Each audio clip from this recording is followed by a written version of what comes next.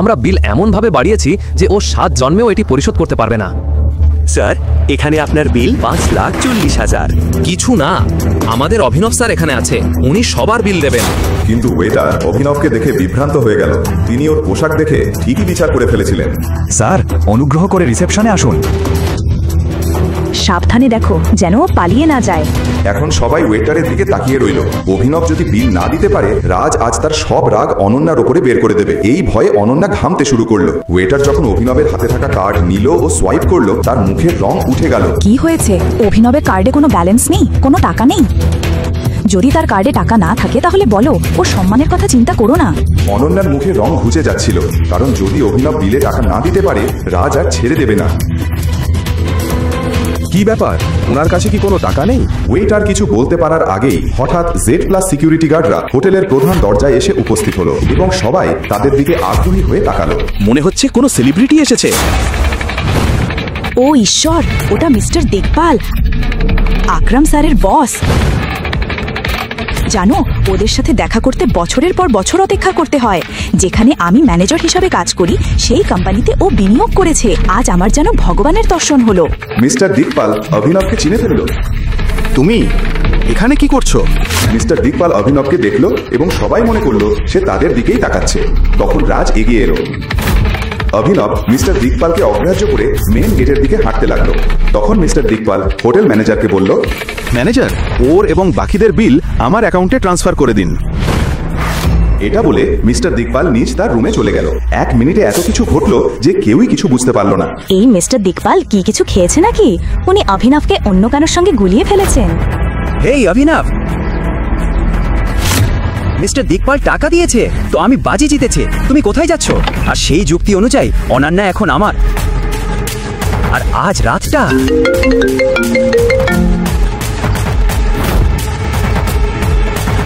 দেখো রাজ, ফোনটা দাও আমাকে।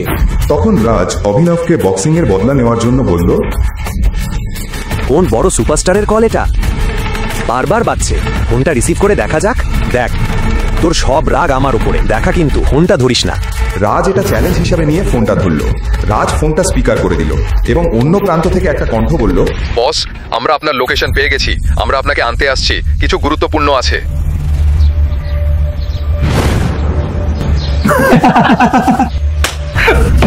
এটা নিশ্চয়ই কোনো রিক্সা চালক বা কেব চালকের ফোন, নিজেকে বস মনে করছে। আনান্নাও এটা মজার মনে করছিল, কিন্তু এরপর এমন কিছু ঘটলো যা সবাইকে নীরব করে দিল।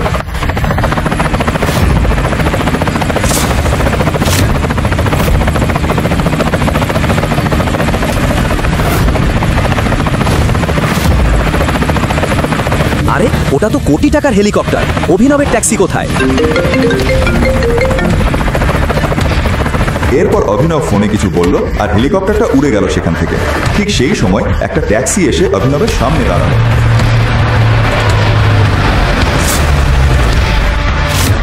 পাহাড় খুঁড়ে ইঁদুর বেরোলো। জানতাম ও এত দামি হেলিকপ্টারে চড়বে।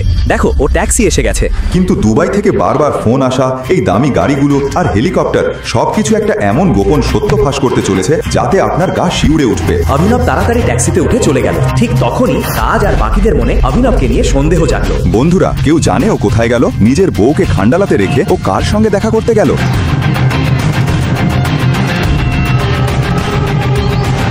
The person you have called is currently busy on another call. তুমি এমন সাহস করলে অভিনব?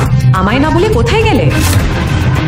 অনন্যা, তুমি কোনোদিন খোঁজ নাওনি তোমার অকর্মা স্বামী তার সঙ্গে কথা বলে? চলো অভিনবের পর্দা ফাঁস করা যাক। আজই ওকে হাতে নাতে ধরবো। এটা বলেই রাজ অনন্যার গাড়ি বের করলো আর সবাই মিলে অভিনবের